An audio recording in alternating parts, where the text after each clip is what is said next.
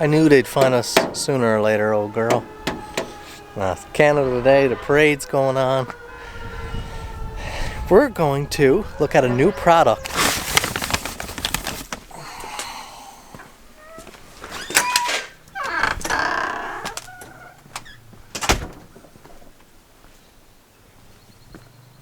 Happy Monday, my friends. I hope your week is off to a wonderful start. Beautiful weekend here. Look at that. Let's check on the chickens. Hey ladies. Hey. Love birdseed.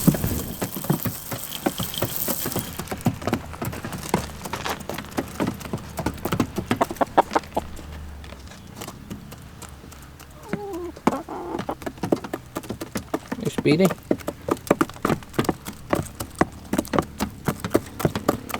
No eggs yet this morning, although production's been up lately. You kind of expect, you know, farm animals that their production would be early morning. You come out and, like on TV, the eggs would be there waiting for you in the morning.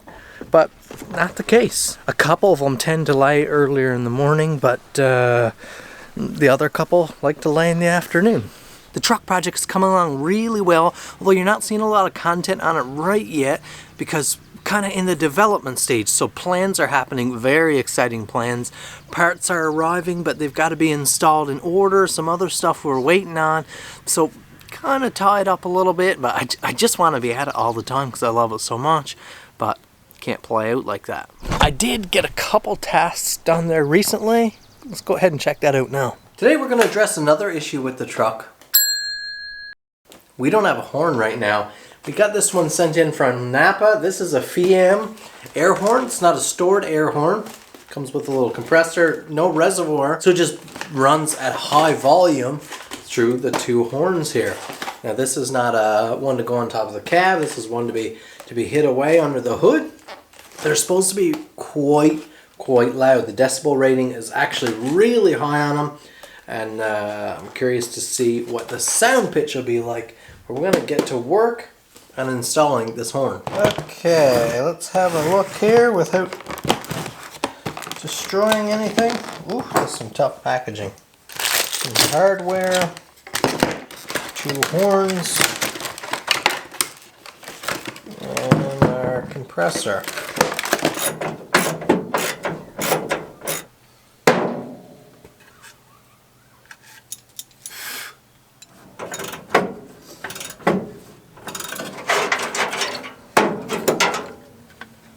Got pulled away from this project, busy this evening, but I'm finally able to get the wiring running. So I had to pick apart the horn, fix the contact there, pulled the relay, cleaned that up, and now if I engage the horn switch,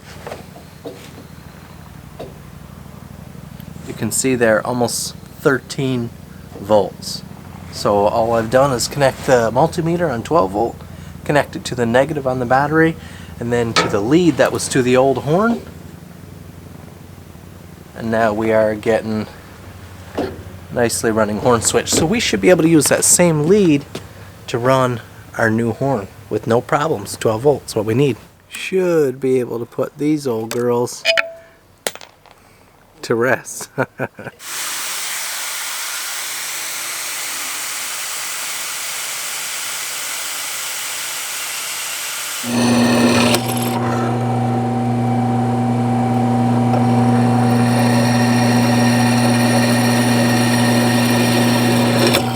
Now a lot of these accessories and stuff are aftermarket fit. You kind of have to prep and situate them themselves. Of course, we have these three components. We have the mount. I want them all together. I don't want three different mounting places. It's hard enough as it is. So I just made a little angle iron here, fabbed it up to size, and we have a nice tidy mounting unit. Now I'm going to probably weld a little tab off of here somewhere that can allow us to mount to the same bolt hole as the original horn, because that was a nice heavy bolt. I'm going to take this to the engine bay of the truck now and see just how long, what shape we need this tab to be. Okay, this will go down in here.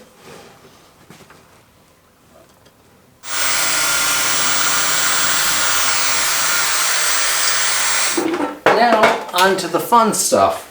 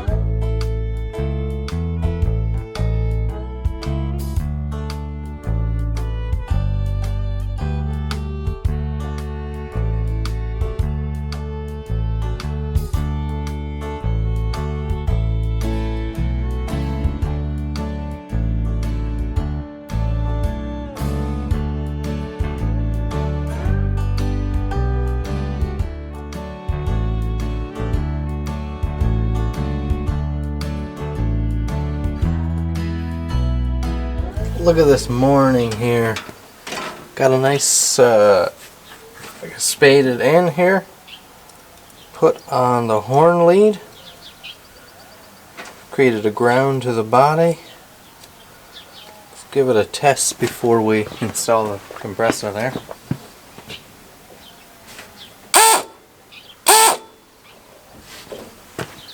She's got power. Okay.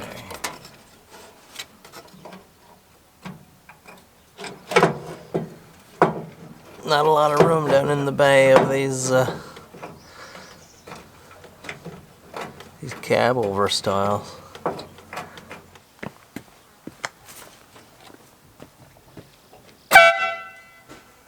She works. A little too early in the morning to really put it to her.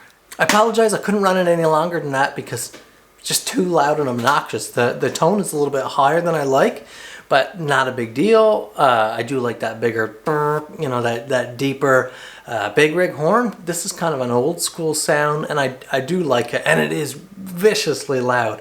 So I can't really stay there and do a bunch of tests for it. We'll see if we can get some later on. I'm about to fire up the welder here now. I'm trying to figure out how to do something. We'll talk about it in an upcoming video.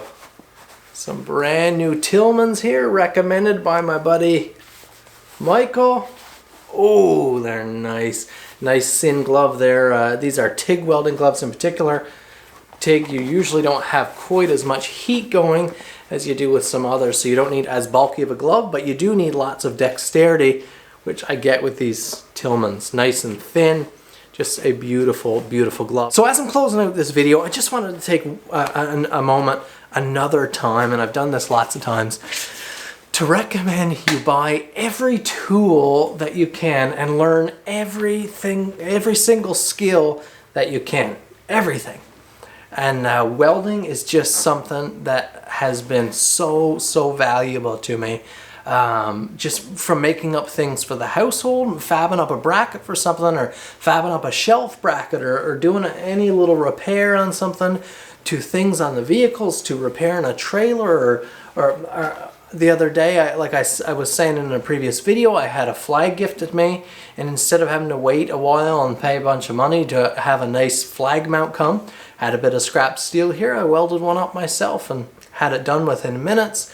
Beautiful job, and I got the reward of being able to do it for myself. Now, if you're gonna start off and get into welding, I would recommend starting with a wire feed machine. Get something that does flux core and gas fed, a wire feed. Like I said, that's where I would start if I could only get one. If you have the luxury, a nice TIG machine. I just love TIG so much. It has been just such a beautiful addition to my skill set and tool set. If you're looking for a value-oriented way to do it all, the multi-process. Now, I happen to be sponsored by Lincoln Electric, although I bought this machine, selected it myself before I was ever sponsored by Lincoln. But I would highly recommend that other makers make multi-process machines. This one can do TIG, stick, wire feed, various types of wire feed.